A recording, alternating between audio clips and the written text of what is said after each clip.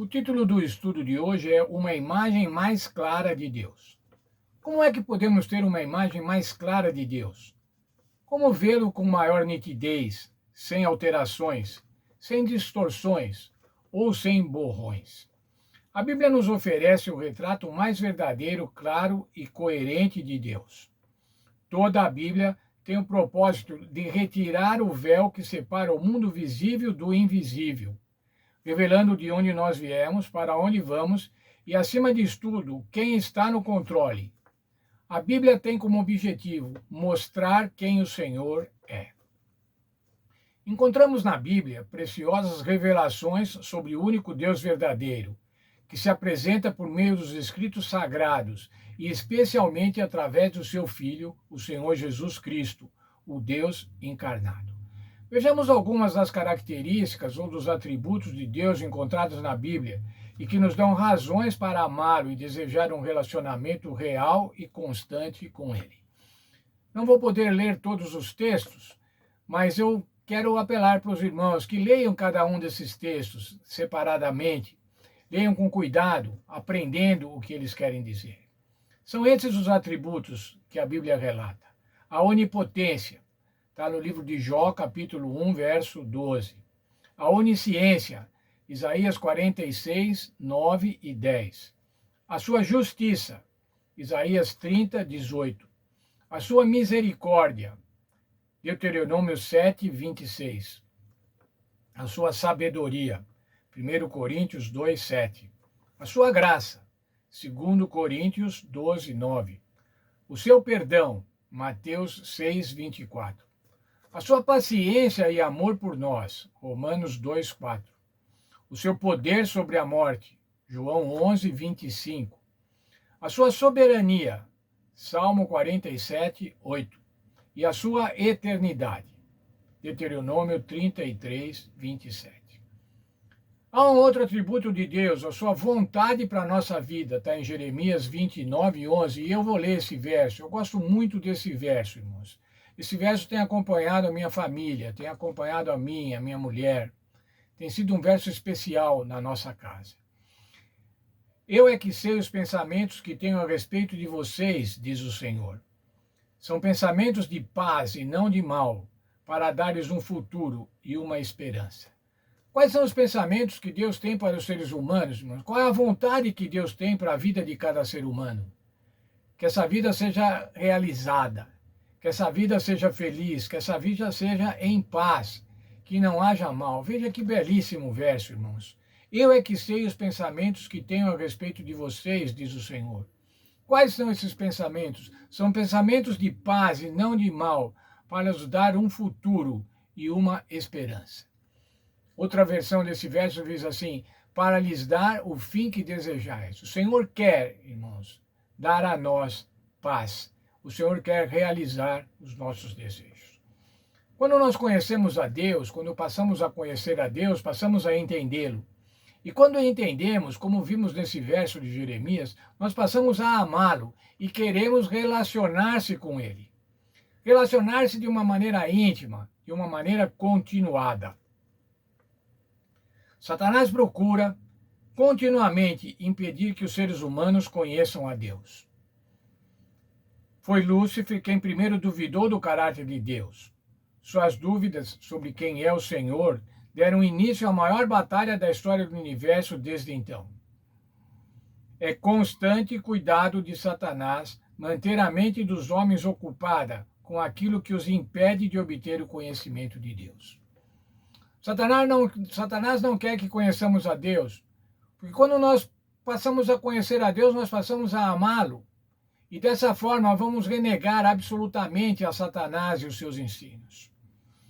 Satanás não se importa com a imagem que alguém faz de Deus, seja panteísta, ateísta, deísta ou qualquer outra ideia, desde que a imagem não corresponda à realidade. Você pode acreditar em qualquer Deus, Satanás fala, mas não acredite no Deus verdadeiro. Não conheça o Deus verdadeiro. Gênesis 3, 1 a 5 mostra o objetivo de Lúcifer ao conversar com Eva. As mentiras que ele contou sobre o caráter de Deus. As mentiras que ele contou sobre a imagem de Deus. Vou ler capítulo 3, a partir do verso 1.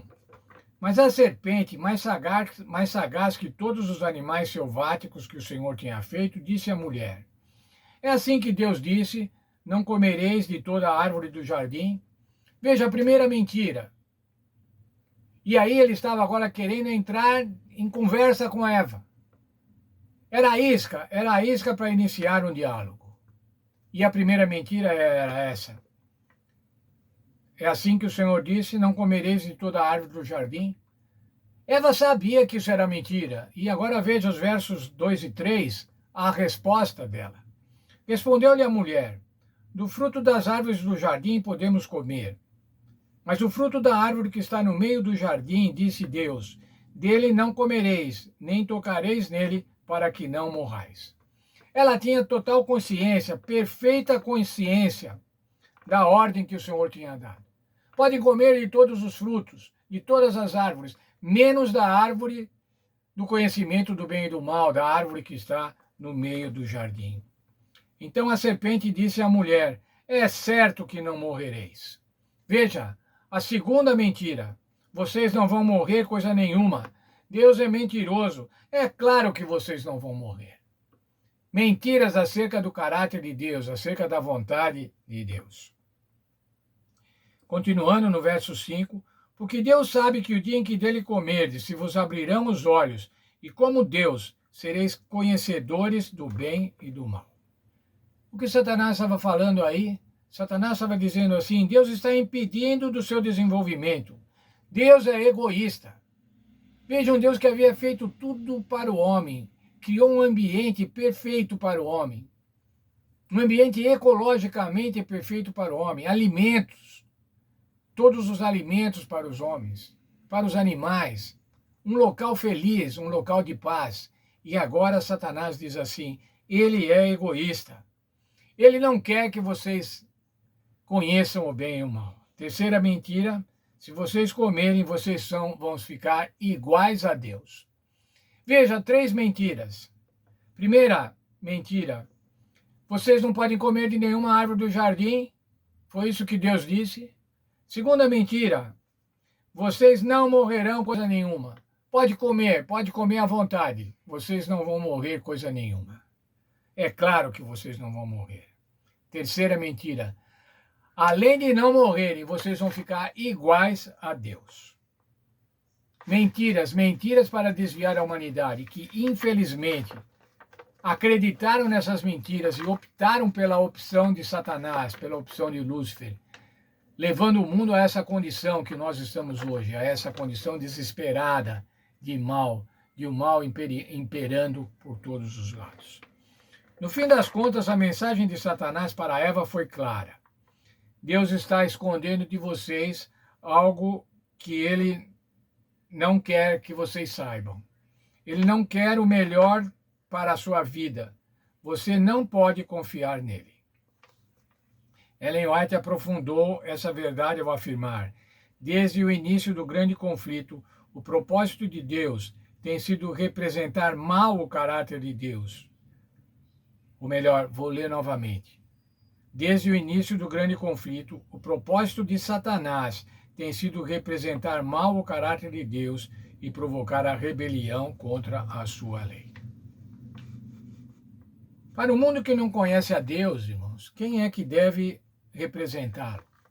Nós devemos representá-lo. Mas será, irmãos, que nós, enquanto crentes, enquanto adventistas do sétimo dia, estamos representando a Deus de uma maneira correta, de uma maneira fiel? Muitas vezes, irmãos, a gente escuta a seguinte frase: mas como é que o sujeito fez isso? Ele não é crente? O que é isso? É mostrar a Deus, mostrar que ser crente, mostrar de uma maneira totalmente errada. É um anti-exemplo do que é um crente. Um crente deve mostrar ao Senhor Deus, e o que deve ser dito com relação aos crentes é o seguinte: veja, esse daí é uma boa pessoa, pode confiar, ele é crente. Ele representa de maneira correta o Senhor Deus.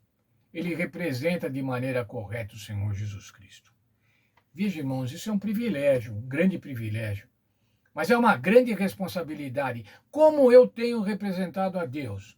Como você tem representado a Deus? Irmãos, a minha oração é que cada um de nós, eu e vocês, possamos representar a Deus de uma maneira correta, de uma maneira leal, de uma maneira real, sem véu, sem borrão, mas possamos representar a Deus, um Deus de amor, um Deus de perdão, um Deus humilde, que ama cada um de nós, um Deus que dá preferência para cada um de nós. Que Deus abençoe a cada um de nós e que nós possamos representar ao Senhor Deus. Eu penso que uma maneira mais eficaz de representarmos o Senhor Deus é sermos gentis. Sermos gentis no trato com as pessoas. Não sermos grosseiros, mas sermos gentis, sermos amorosos, amoráveis, empáticos. Esse é o desejo de Deus. E é assim que nós podemos mostrar quem é Deus. Mostrar uma imagem mais clara do Senhor Deus.